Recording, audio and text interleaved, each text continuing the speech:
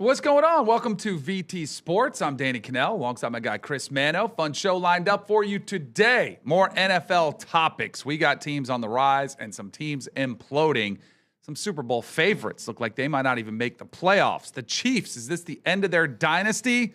Boy, you hear this Travis Kelce sound. It might seem like it. Do a little bit of college football. I had some sound from Diego Pavia talking about his newfound faith. That's pretty cool. I want to react to that.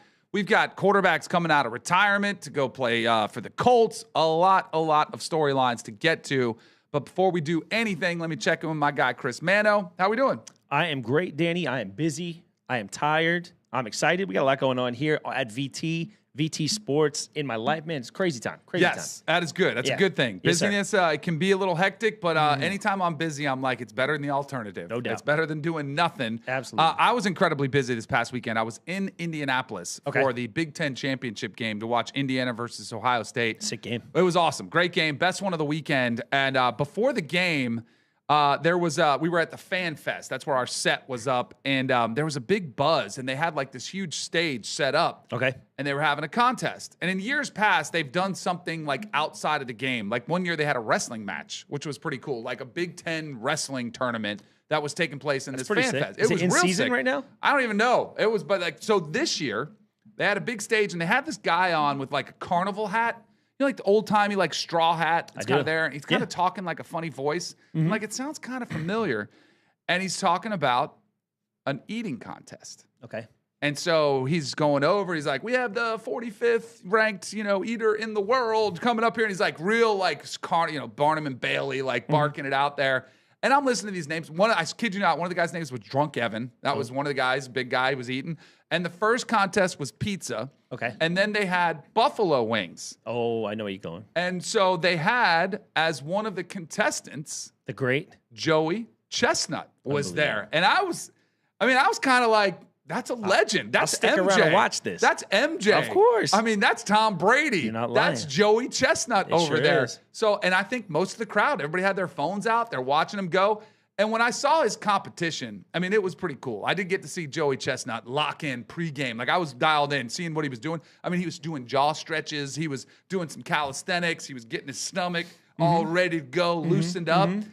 And all he did was kick back. How many wings do you think he ate? See, this in is 10 terrible minutes? because I have I'm actually, I know the number, so I'm not going to spoil it, but it's an absurd number. It was a new world record. Yes, it was. I believe I think it was 252. I thought it was 245, but Okay, somewhere around and there. it's in like 10 minutes. Yes, in 10 minutes. Absurd. Yes, Absurd. insane. The guy's the GOAT. He was there. Everybody was like, yeah, this happened. So then I go into the game, and we're sitting up in this suite. It's like a pretty big suite. The Big Ten had opened it up. And guess who I walked by? Joey Chestnut. The great. Just hanging. I thought after you eat 252 wings or 245, You get whatever the the meat number- sweats. Yeah, I would think meat sweats. Yeah. You're on the pot for a couple hours. Maybe you're over by the garbage Especially buffalo can. sauce, right? It's not something clean. Yeah, it's not exactly easy to get that done. He was just chilling. He looked cool, as calm as a cucumber, kind of big time buddy of mine. Was like, yo, Joey, what's up? He didn't even look up from his phone. He's Come like, hey, on. man. He big leagued them? A little bit. Wow. A little bit. I'm Do you- sure, but he's a pretty star. big, famous. Like, Do you know when I knew Joey Chestnut was the real deal and like he really was like a star? He got suspended from the hot dog eating contest one year for like, I guess he was like promoting another hot dog or something and it didn't work out. And like they boycotted the whole contest. Like I think he ended up doing his own contest on the side, obliterated the person who was in the contest, and he superseded Coney Island Nathan's eating contest. So that's how you know you're the real deal. Yeah, Joey Chestnut. He's the real deal. The dude is a legend. He's a GOAT. Is he better? Is he like the best number one in their sport? Mike, Brady, Wayne Gretzky, Joey Chestnut, Tiger Woods. Is he further ahead of number two than any other sport? He might be. He really he might seems be, right? unbeatable. It was Kobayashi for like my youth, and then Joey Chestnut took over. Unbeatable. Yeah, he sure he is. was. He's not even close. People don't even get within like 20 of them. No, they don't even close. It wasn't. crazy. I think he doesn't even sweat. I mean, it's just. And then I was kind of curious what they paid him for that thing because the winning check was only like $10,000. Oh, really? I guarantee he Dude, made a lot more. He's to got show like up. sponsorships and stuff. Yeah, like that. yeah. He Absurd. definitely got a lot more than that.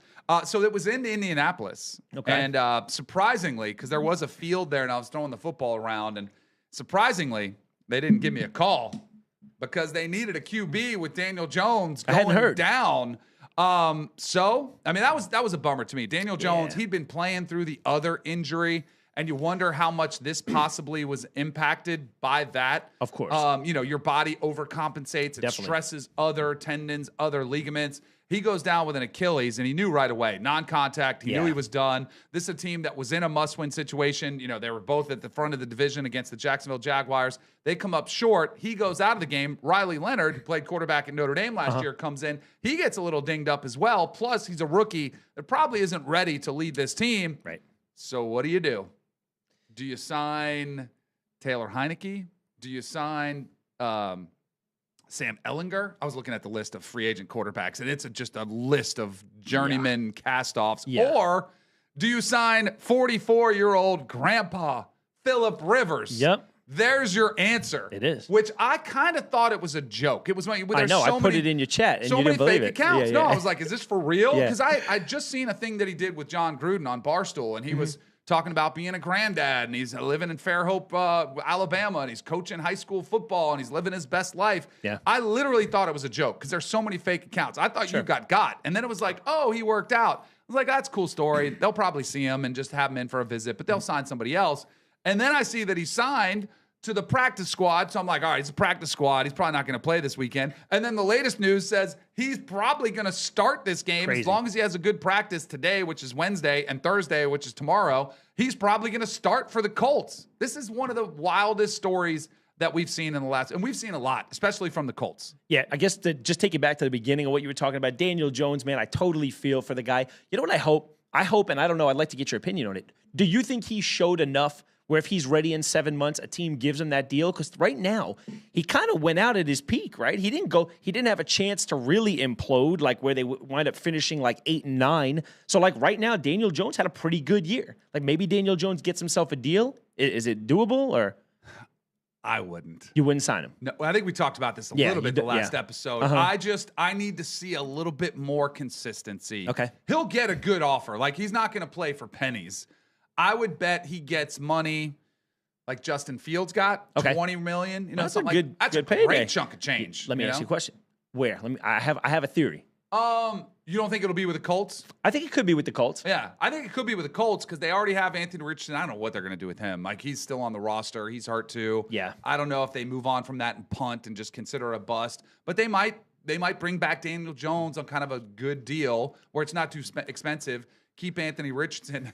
Who knows? Maybe you'll see Phillip Rivers competing for the job too. And I think you might like co-sign for what I'm going to say. I think they liked him in Minnesota a lot, and I don't think they're sold on J.J. McCarthy. Oh, yeah. I think there's a chance he could end up back in Minnesota. Yeah. I don't know, maybe. I think J.J. McCarthy it's way too early for the bust. Yeah. But I was not a fan of his coming out of Michigan. I just didn't see enough of J.J. McCarthy carrying a team. Right. And so I didn't think he was going to be ready for this, and I think he was in way over his head.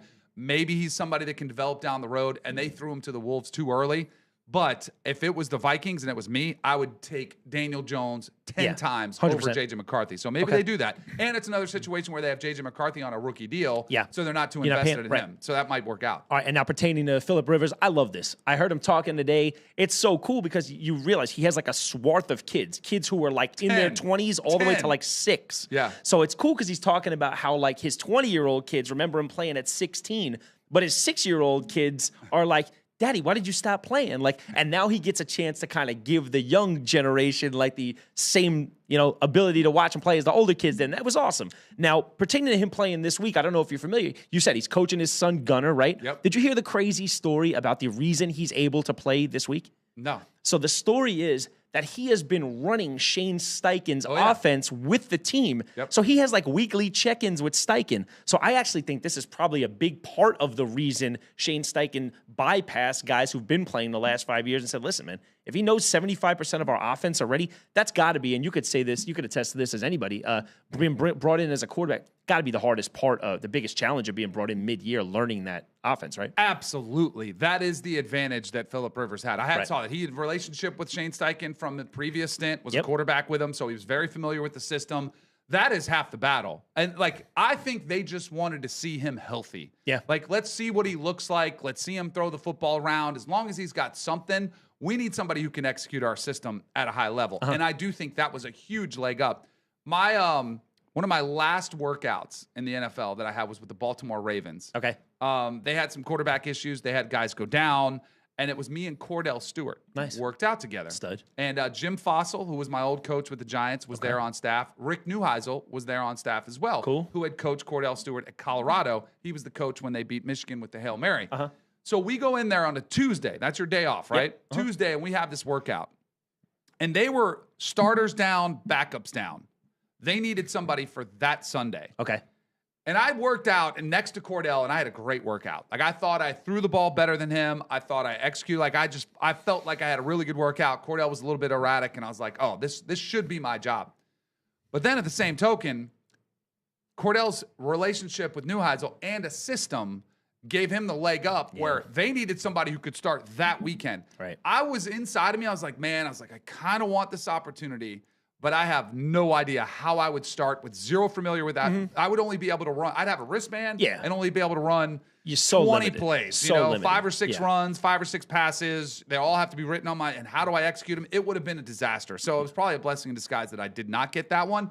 But that shows you how hard it is to just come in off the street, pick up a system, and on that same week to go out and execute. That's why he's able to do this, because I think most quarterbacks, they would bring him, stash him on the practice squad for a couple weeks, let him learn the verbiage, let him learn the system. They don't have that luxury because they're still clawing for a playoff spot. Yeah, you remember a couple of years ago, and I think it's one of the most impressive things that I've ever seen a quarterback do. The Rams brought Baker in on like a Thursday night, and he not only played on Sunday, he like led them to. He looked so competent for. And yeah, it was incredible. I mean, that was still that one stuck with me. One of the biggest things I've ever seen. I'm totally with you there, man. I think being able to come in, be effectively able to operate as much of the offense as possible. And yeah, they're live, man. It's not often that it happens like that where a team is going to be live still. They're not. They lost the division lead though, right? Yep. So they're in the hunt, but yeah they gotta. Let's hear from Philip Rivers, because he had a pretty entertaining press conference. Here he was. Remember, the last time he played was during COVID. Here he is having some fun with the media. All right. No Zoom. Let's go. Obviously. Phil, first of all, welcome back to Indy. So first thing he noticed is, remember, the last time everyone was Zoom, you couldn't do press, everything was on Zoom, so that was pretty interesting. I sent you guys in the text thread that clip of him. That was it. And I said, did you notice anything? I thought he looked bigger. His face. Round. Remember how Big Ben, how Roethlisberger would start the season and then he would finish the season and you see his face would get fuller? Yeah. I was like, dang. Phillips had a few burgers in him. You know, he's not missed a meal in the last few years since he's been out of the NFL. Well, apparently the media noticed as well, because they asked Phillip, "What are you weighing these days?" And here is his reply. What do you weigh right now? Right this second? Yes. I'm not sure, man. How about that? That's an honest answer. I want to answer your question a little better on the plane weight. Greg, and not what it was when I walked up the field. I'll tell you. But then I follow that up with, I ain't never ran away from anybody anyway. Right. So people say, well, I know you're going to be right there. And it's like, will they do that for 16 seconds? That's pretty funny. And now the media, I mean, he was like, damn, Dave Chappelle up there, the way they were laughing at him. They were so hilarious. I didn't think it was that funny. Yeah. But I think everybody's excited to see what he can do. He's a real likable guy. Definitely. There are going to be some takes on this one. What do you think Philip Rivers is able to do? I think if he plays within himself and doesn't try to, like, you remember how Philip Rivers used to play? He used to play like a hero, man. I remember him starting that playoff game with a torn ACL. Like, if he does what he can do and understand, like, right now, my primary job is to stay on the field, right? We do have a shot. Let me do what I can do. Let me do it effectively. Let me try not to do too much. We'll keep with the same game plan, right? Run the football.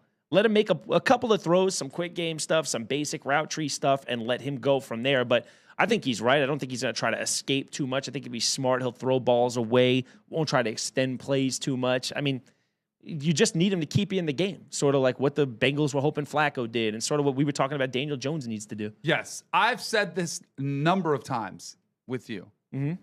It has never been easier to play quarterback in the NFL. I thought about you right away when you said that. And that's why I think this is happening. Yeah. We saw Joe Flacco earlier throw for 470 yards at the age of 40. Yeah. We've seen rookies come up. And I don't want to knock any rookie, but we're seeing rookies come in and have success earlier than ever before. Sure. Early, like throwing for 350 yards, having great games. And I'm not knocking Shedeur. Other quarterbacks doing it too. Other rookies. Drake May in his second year is ripping up the league. And he's great, but it has never been easier. It's never been easier from a physical standpoint either. Like, I think mentally, he has the edge of knowing it. I will say this, though. I was out of the NFL for 2 years. I had a stint. I played 5 years in the league, and then I played minor league baseball, and I played arena football, and then I was back for 2 more years with the Broncos. Okay. One thing that really jumped out to me, 2 years away from the game, because I've heard a lot of people say, well, he's been away from the game for 5 years. How do you do that? The biggest thing for me for Phillip Rivers won't be the physicality. I think he's probably in really good shape. He'll be sore. Don't get me wrong. He's older, and he'll be sore. I think some of the schemes they run, I was away for 2 years, and I saw some new defenses that I hadn't seen. Right. They're going to be looks that Phillip Rivers, he will not have time to cram for those. He's going to be concerned about his execution. That's the one thing that I think he could get fooled on some coverages.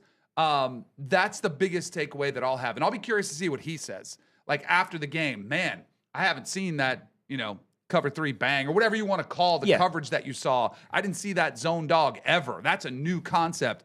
The game is always changing, always evolving. That, to me, I think is probably going to be the biggest challenge for Phillip Rivers. Not so much learning and executing his system, but recognizing the new defenses they're throwing at him. Yeah, you know better than anybody. I think, it'll be the callus that's built up from getting hit. Obviously, getting hit is the hardest part. Like, if I'm playing against Phillip Rivers this week, I'm not shying away from a late, give me one roughing the passer. I'm going to pop him one time and see how he reacts. That's always the hardest part. I have to believe, because he does have like college age kids and high school age kids, and he's been around the game still. You like to think he's still pretty plugged in if he's talking to Steichen and he's talking to guys like Gruden. You have to think that he's watching film. These guys, you watch film different. Or you watch football probably different than a regular fan watches football. So he's probably picking up on robbers dropping out of the line, things like that backside that you might not be able to plan for, guys checking in and out of things. I'm sure he's pretty familiar with what's going on, but yeah. The other thing that jumps out to me is when I see some of Phillip Rivers' highlights, he looks old in those. Right. And now, he's coming back after he's been away. Yeah. So did you see some of the other names of guys who have started past the age of 44, 45? Well, I know Testaverde started. Testaverde did. Freak. There was a guy, I don't know if you remember this game, because it was the New York Jets were playing the Atlanta Falcons. You were probably too young to remember. Tell me what year? Probably 2000-ish, 99. Steve DeBerg started for the Atlanta Falcons. Okay. And the thing that was unique about Steve DeBerg was my rookie season with the New York Giants. He was my quarterback coach. So he was my quarterback coach. He had retired. He had been coaching for a year or two. And he used to work out with us in the offseason. And he still, he looked older. He lived pretty hard. Like, he was not he didn't take care of himself. But I mean, he had like leather face. He was in the sun all the time. Great dude. I love DeBerg. That's a picture of him right there in that Falcons uniform when I believe he was 45 or 46. Wow. When he started one game. And so you know what? He had the itch because he was coaching us, and he used to play catch with me, and I could tell when we were catching, he's like, I could still do this. Yes, absolutely. Yeah. And so then when they cleaned house with our staff, because he was with Dan Reeves, he was his quarterback coach. Okay. The following year, he did not coach anywhere, and he came out of retirement, started one game against the Jets, and he got it was bad. He tripped coming out one time. I think he was 9 of 22 for 113 yards. He looked old. I'll be curious to see if Phillip Rivers can have a fountain of youth moment, or if he looks old. Well, 4 years is super long. See, I think the 2 years where you are is that sweet spot. Like, a guy like Phillip Rivers was dealing with all sorts of injuries for 15 years. So I think 2 years, that might be the rest you need to kind of come back a little spry and, have that little pep in your step. But 4 years, we're starting to get into crazy territory. You want to know how I felt? How crazy it is? I saw a stat yesterday that said if Phillip Rivers starts and gets into a game this week or is even active, his Hall of Fame clock, which it's going to restart. Years. Yep. So he was eligible this year, and if he goes into, I think even if he's active or if he plays in a game. I think if he plays in the game. I think if he's active or plays in the game. But we're expecting him to start, so that clock is going to reset. Right. So he's another 5 years down, and he's going to get back into it. So that's how crazy it is. That's how long he's been away. He doesn't care. No. He knows in 5 years he'll have the opportunity again. Sure. Who knows? It might even be a better option for him. And I'm super interested. I always like the idea of being able to see what, when you're away from something for a while, while, you have a certain appreciation and a certain love for it. Like Phillip Rivers always played the game like he loved it. Yeah, but playing it as like a 38-year-old who's never stopped versus a 44-year-old who now gets to play in front of the next generation of his kids and sort of like see things from a different viewpoint. I'd love to see his, when it's all done, season's over, he's probably not going to come back, right? Maybe he has a monster year and he comes back for a year. But when all is said and done, I'd love to hear him sit back and kind of just, did you feel any different when you left and it was taken away from you? You start playing minor league ball? No, I think it's like riding a bike. I think once you get, but I had. But did you appreciate it more? Oh, Were you like, I never thought I was going to be back in the league again, and here I am? 1,000%. Okay. So I started on Monday Night Football my first year back. Jake Plummer was hurt. Steve Berline was the backup, got hurt. I started against the New England Patriots. Okay. And so I remember sitting down and they had the camera with me and I did a little thing. And there's actually on YouTube, you can find it. Okay. And it was Broncos versus Patriots. And I did this little vignette and they had I was sitting there and they asked me that question. And I was telling them how grateful I was for the opportunity and how I noticed the little things. Monday Night Football? Yeah, it was insane. And I remember being in a position where when I was playing with the Dragons, I went to Dick's to get cleats. Yeah.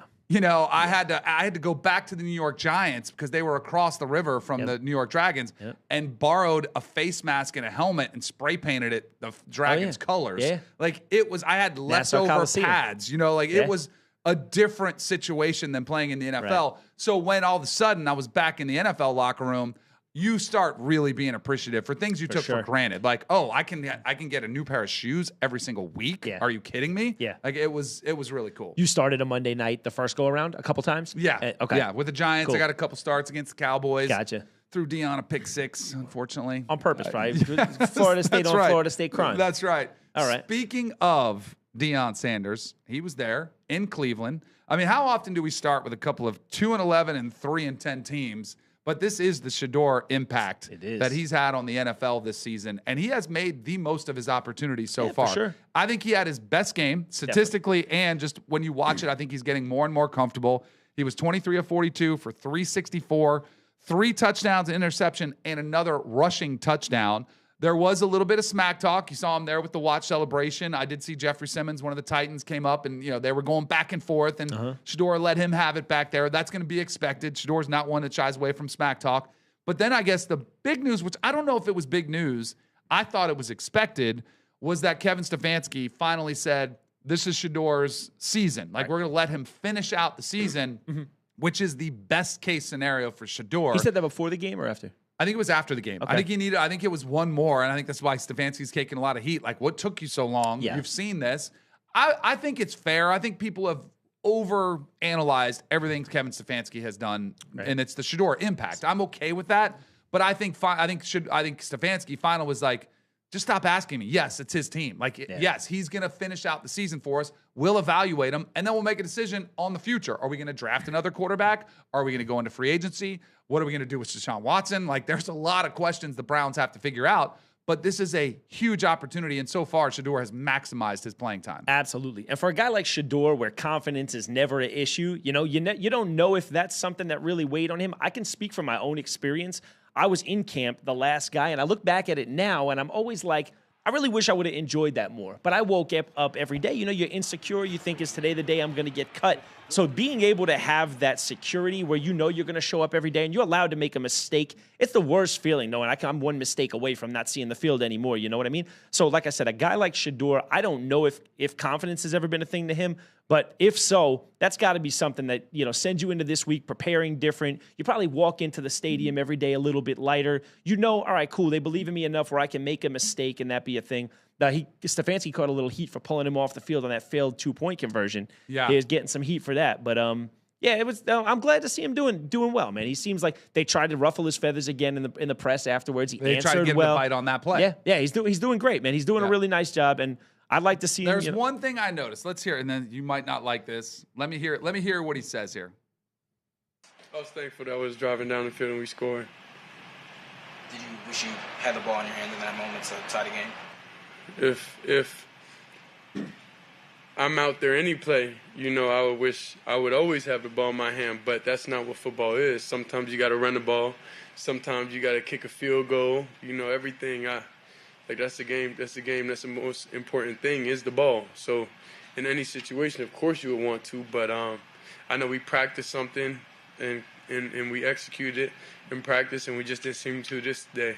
So I would never go against, kind of like what the call was or anything.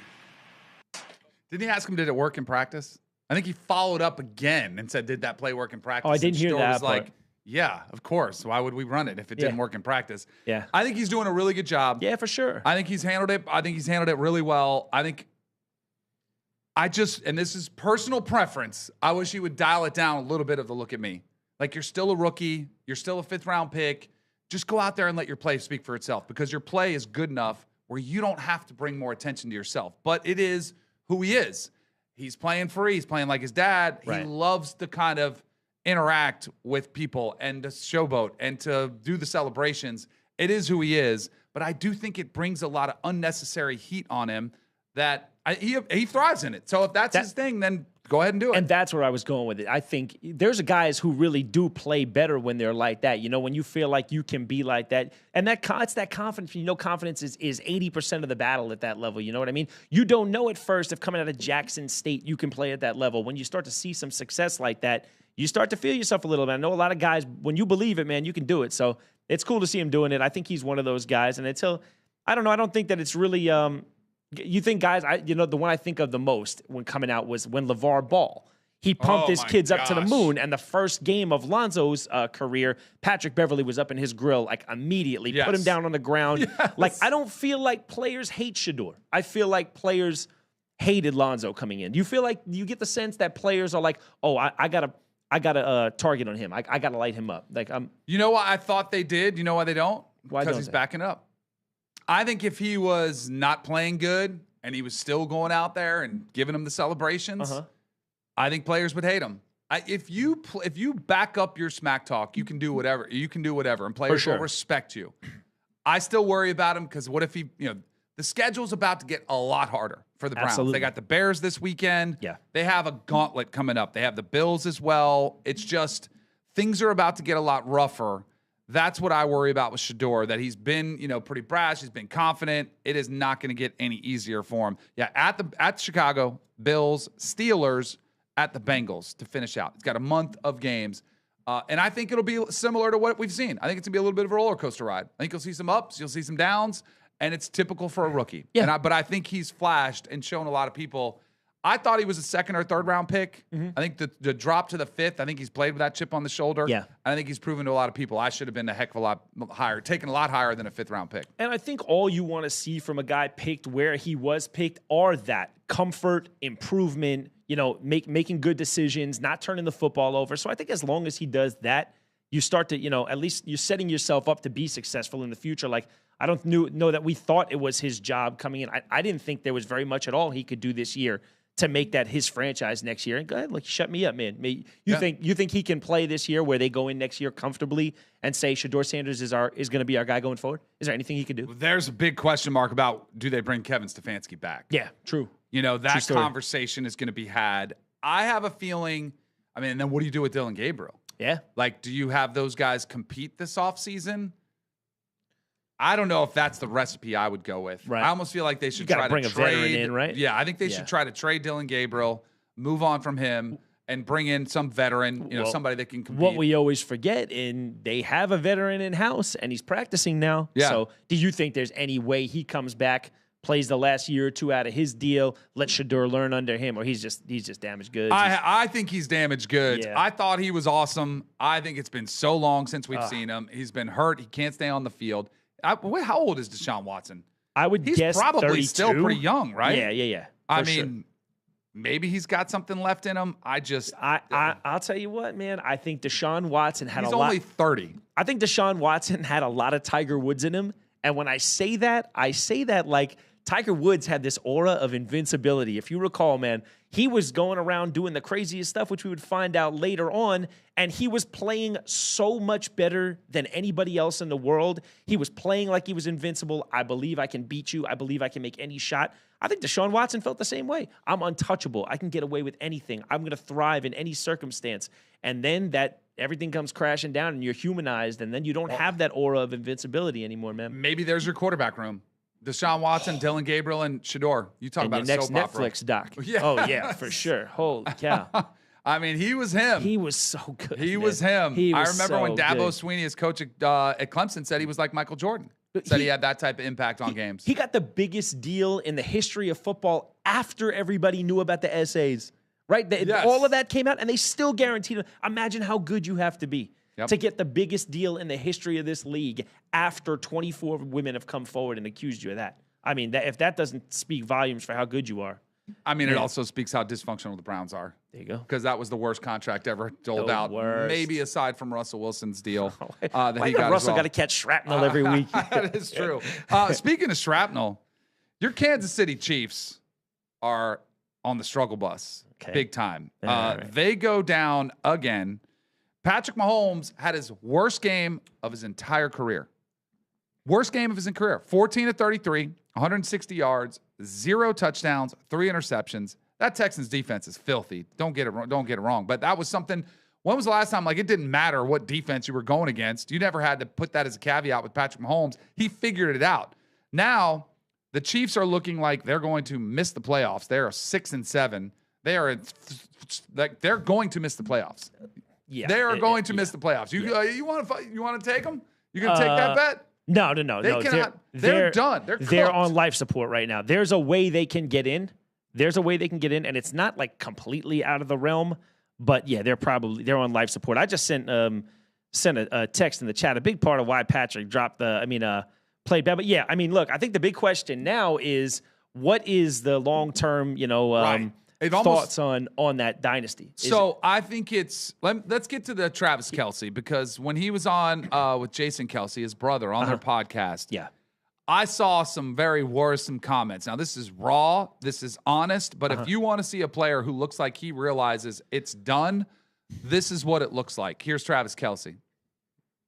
In years past, and this year, I just can't find him, and I keep thinking if I show up to work and I put in the work and I fix the issues through my practice habits and through perfecting the game plan and my fundamentals and what I'm being taught, and go out there and try and play my ass off for my guys next to me, it's all going to come together like it has in years past. And this year is just not, man. I love the honesty. I really do appreciate that. Travis Kelce is 36 years old. Okay. I think he was on the brink of retirement this past year. I think he wanted to get the taste of that Super Bowl loss to the Eagles out of his mouth. I think he's going to hang it up. I think he's going to hang it up. I think he's going to call it a career. Look, he's making so much money with his brother. Yeah. He's about to get married. I think he's going to move on to the next phase of his life. Okay.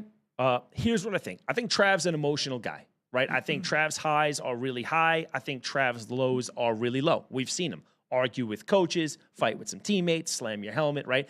And I think that's a fresh wound. And I think when you are on top of the mountain for so long, and this is a position he's not used to being in, right? Since his second year, all he knows is the highest level of success.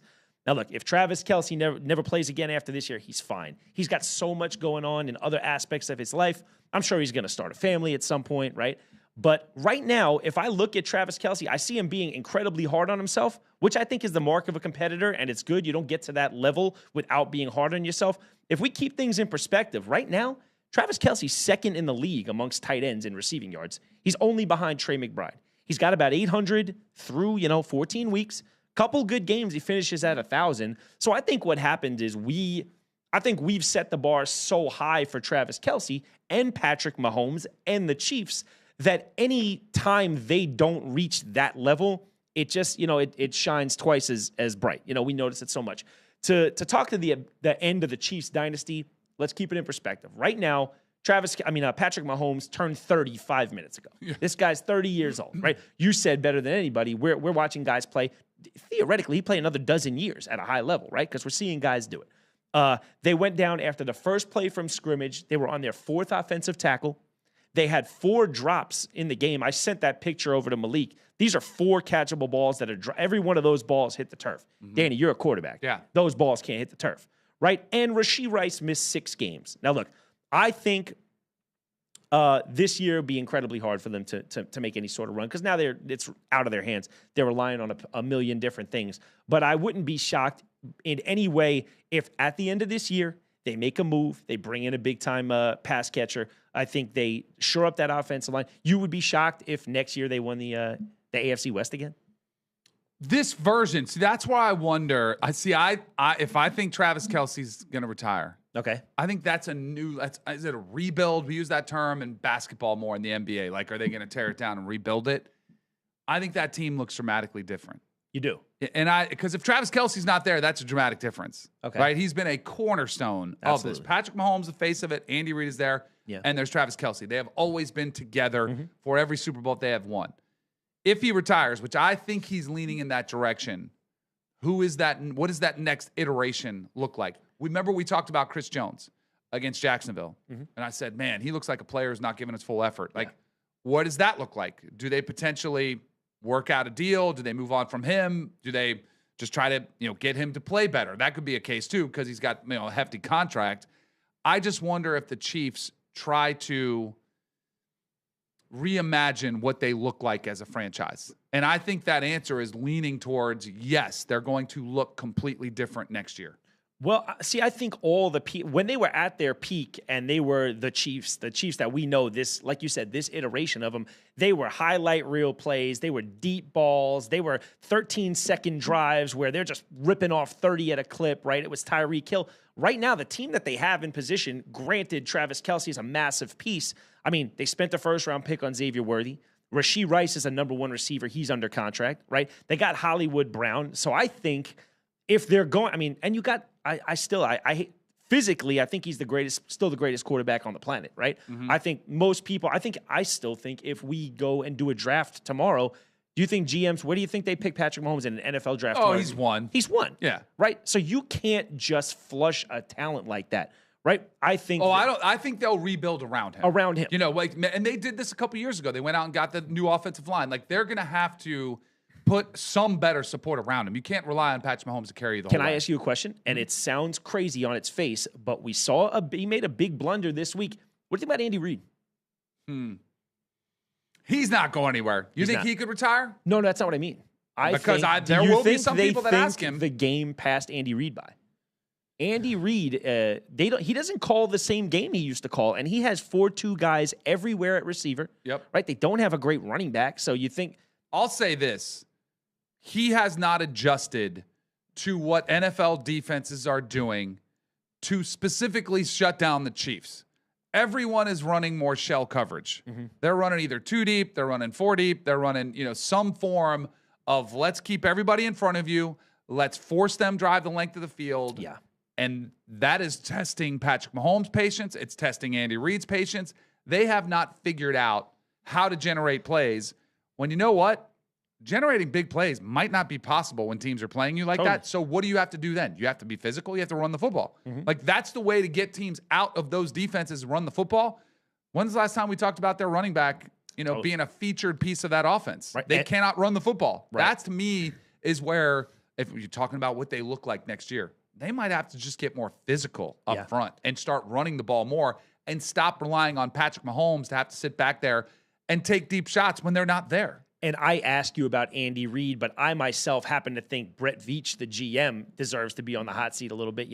I think he, for so long, has gotten comfortable with the greatness of Patrick Mahomes that once Tyreek Hill left, he never really found it where he had to, he put DeAndre Hopkins on him 5 years after DeAndre Hopkins was DeAndre Hopkins. You know what I mean? But I think Brett Veach, he hasn't shored up that offensive line like you hope. Right? He hasn't secured a running back. I mean, Pacheco kind of looks toast, right? They had a chance to get Breece Hall, who's a dual threat. He could do it out of the backfield. He can do it out wide, split out at receiver. He makes plays every week, and the difference was a 3rd or a 4th-round pick, and Brett Veach let him walk, and it's shown that it's killing them since the deadline. I think Brett Veach deserves to be a little bit on the hot seat, man. I agree. Yeah. We'll see if the Chiefs can make anything back into this season and what happens this offseason. There's another team, the team that actually beat them in the Super Bowl, that is reeling right now. 3 consecutive losses.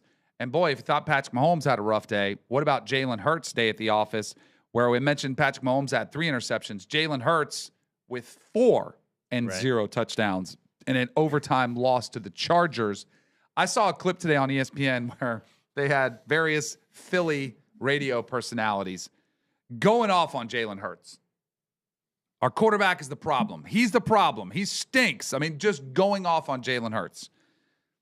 This is the problem because the same guys were arguing with me and others when I was like, when they were winning Super Bowls, it's like, I think Jalen Hurts is really good. I don't think he's elite. I don't think he's in the category of Mahomes and Josh Allen and Joe Burrow and the elite quarterbacks of the NFL. And they were so mad. What are you talking about? He won Super Bowls. He's a winner. And I agree. That's the best compliment you can play to Jalen Hurts is he is a winner.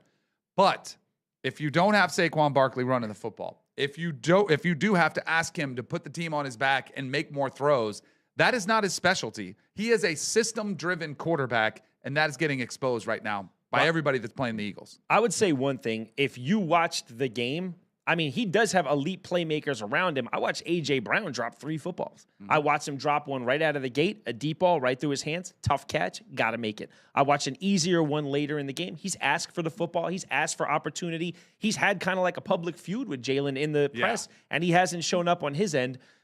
This is what I would challenge you on this, though. You said he's not elite like Joe Burrow. He's not elite like Josh Allen.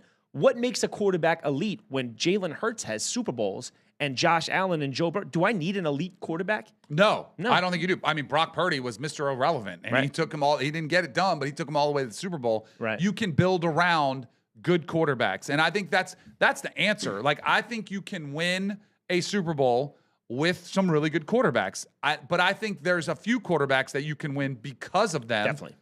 But ironically, we haven't seen that from Josh Allen or Josh Burrow yet.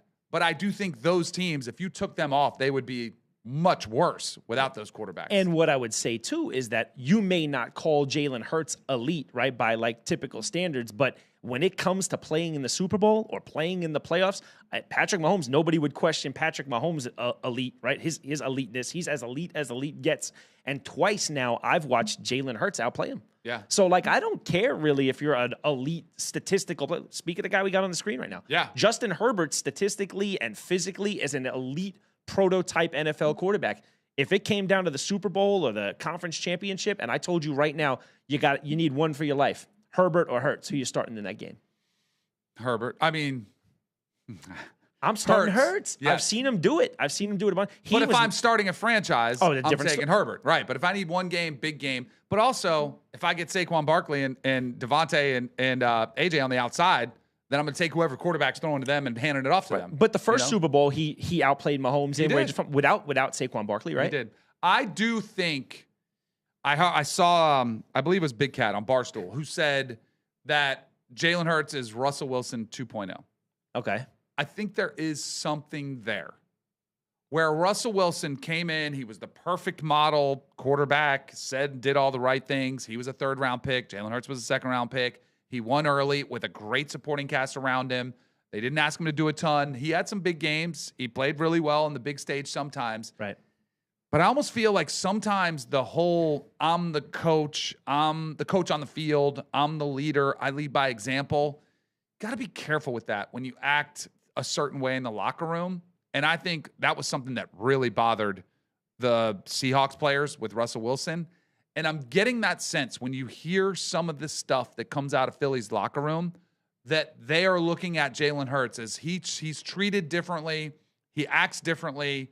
He's not one of us. And I think that rubs some of his teammates the wrong way. Yeah, I can totally understand that. I think the Russell Wilson thing pissed the Legion of Boom off the most because he got paid, right? I think that was the biggest. Who else got paid? Jalen Hurts definitely got paid. Right? And they're looking at him every day in practice being like, man, he's good, but is he that good? Yeah, you know what? I feel like I haven't heard that yet. I feel like ever since college, Jalen Hurts' MO has been like the team loves him, the coaches love him, his teammates ride for him. We've seen him step in and do some crazy things. Then he went to Oklahoma and wound up doing great. I love him. I think he's a great winner. I think he's an extension I've never of a coach. heard that. That's interesting. This is the first time hearing I that. know. And you it was start AJ hearing Brown, about some of the AJ Brown, issues. he's one of those diva receivers where I'm always like, I take everything with a grain of salt because he's gotten everything he's asked for. There's some smoke there from Philly. There's something going on in that locker room that does not feel right. And I don't know. I don't know if it's all Jalen Hurts' fault, but there's something there that feels off. And maybe it's success. I mean, success, people have their hands out. Everyone wants to get paid. Everyone wants the credit for who's winning Super Bowls.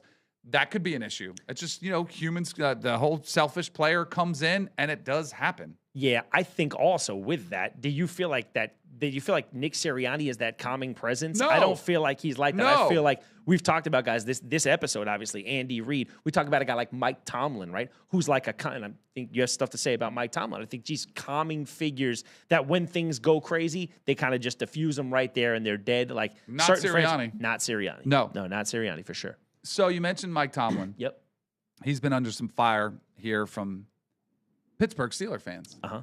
And he's brought them a Super Bowl. And he's brought them to a lot of playoffs. And they're chanting, fire Mike Tomlin. I wouldn't be a fan in the stands chanting, fire Mike Tomlin. But if I was running that organization, I would think long and hard about making a switch. I do think Mike Tomlin his time has run its course in Pittsburgh. Okay. Doesn't mean he can't have a successful run somewhere else. I think all good things must come to an end, and I think the good things have come to an end for Mike Tomlin in Pittsburgh with that marriage. Marty Schottenheimer, longtime great head coach. Obviously, his son's doing a good job with the Cowboys right now. Marty Schottenheimer had a philosophy that he would only stay in one place for 10 years. Because your message becomes stale. Like your players, your culture, it just gets stale, and you need a new change of scenery. That's the way I feel with Mike Tomlin. It doesn't mean I think he's a bad coach. It doesn't mean I think he can't have success somewhere else. I just think his messaging has gotten stale in that locker room. And with the culture that he's created, I think it's run its course. I think the further removed you are from a Super Bowl trophy, the more evident it is that his coaching philosophy, his coaching tactics, his culture that he's created is coming up short. Yeah, I don't know if I think I think it may just be, we always go back to like the generational, differences. All the guys that Mike Tomlin initially came in with are long gone and retired. And we saw him keep the lid on Antonio Brown for the longest time, right? Le'Veon Bell, he was able to keep these guys in check. See, there's certain guys that we talk about him and I feel like, oh, this guy's old, man. The game has passed him a little bit. I've never one time gotten that feel with Mike Tomlin. I feel like Mike Tomlin, he still gets guys excited. I feel like he's still the guy where if you ask players around the league, give me the top 3 coaches you want to play for, this guy's never lower than 2. I think it's like him and Dan Campbell. Probably Vrabel will be up there at some point, right? But I feel like am I wrong about that? I was going to rattle off some more coaches. I don't know. Because I think Vrabel would be one. Yeah. I think Ben Johnson's one that's rising rapidly. You mentioned Dan Campbell. I think he's one. I think you've got in the Texans, D'Amico is one that I think guys all of a sudden, like he reminds me of young Mike Tomlin. Yeah. Like I think there's a longer list than you think of where the players would want to play, which goes to my point where I think if he had a change of scenery, it could possibly help him have a better second half of his career. Yeah, and like a next chapter for Mike Tomlin. And I see it 2 ways, right? I see it because like I've grown up a Jets fan and I've taken on the Chiefs because of, playing for a little bit. And it's the tale of 2 cities, right? It's Andy Reid, who's exactly that.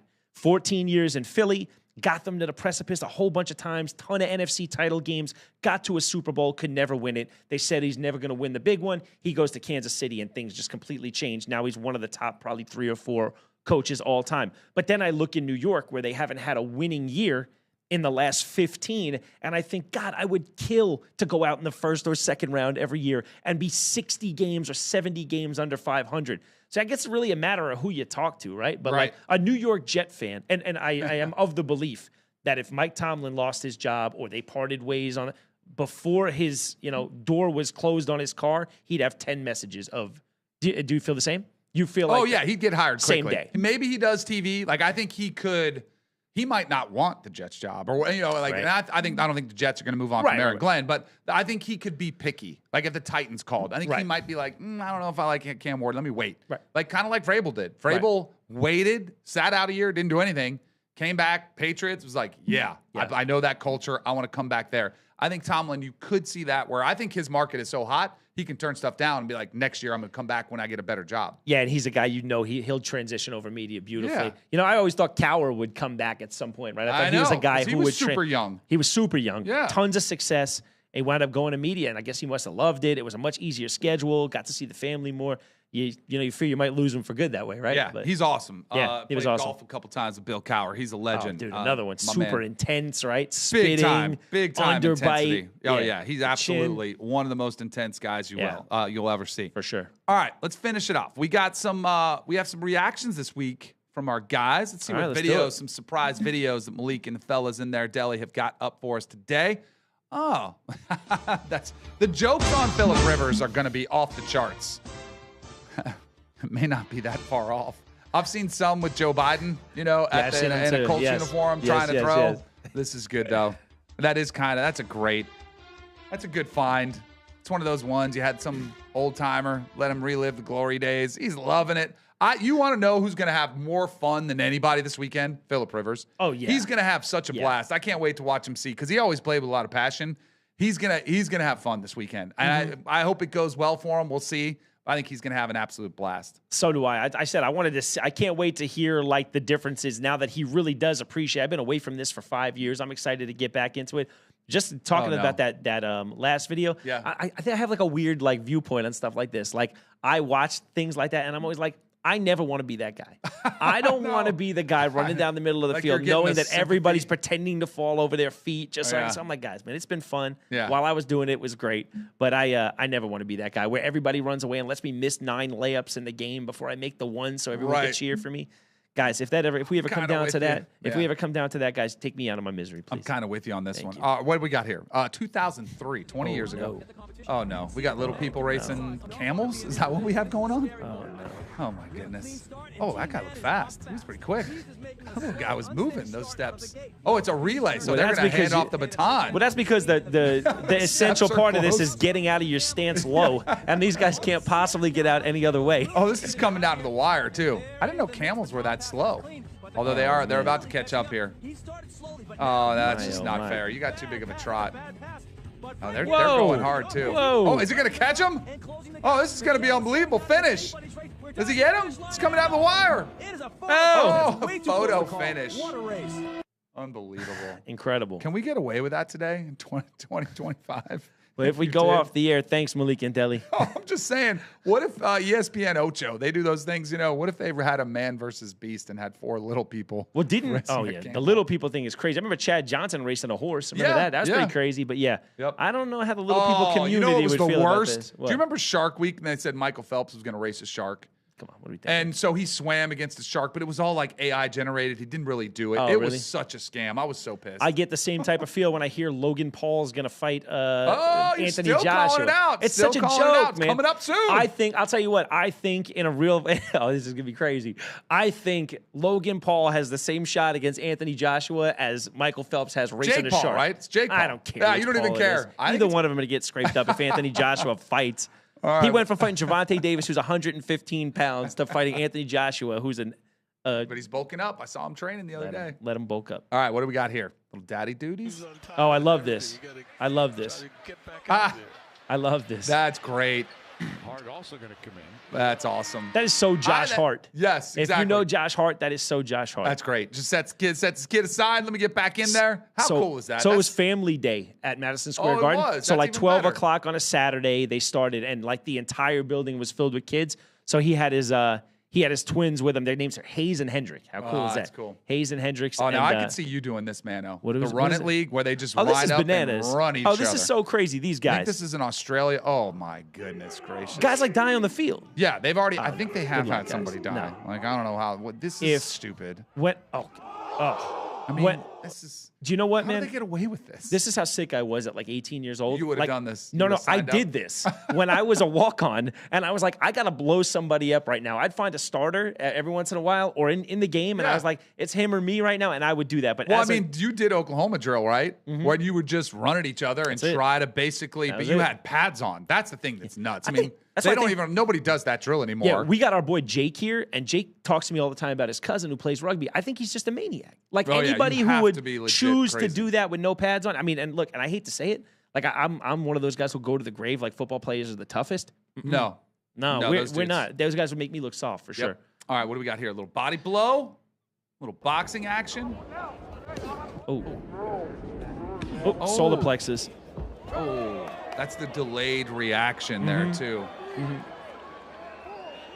So how do you think that happens? I'm not a boxer. Do you think because you have to clench and be ready. Do you think he just caught him in that split second?